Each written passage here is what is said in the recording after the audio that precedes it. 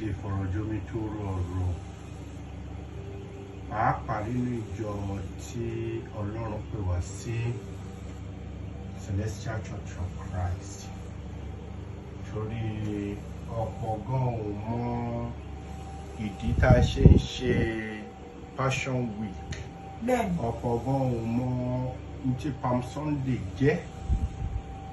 So ṣùgbọ́n nínú ìjọ tí a wà tọ́lọ́run pè wá sí, Ọlọ́run fún wa ní ìmọ̀ díẹ̀. Orúkọ mi ò yí padà.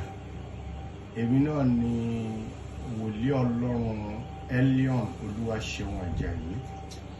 Ẹ káàárọ̀, ẹ káàsán, ẹ káalẹ́ níbikíbi tẹ́ bá ti. Tí ẹ bá ti ń wò wá, ó náà lẹ ti gbọ́ yẹn.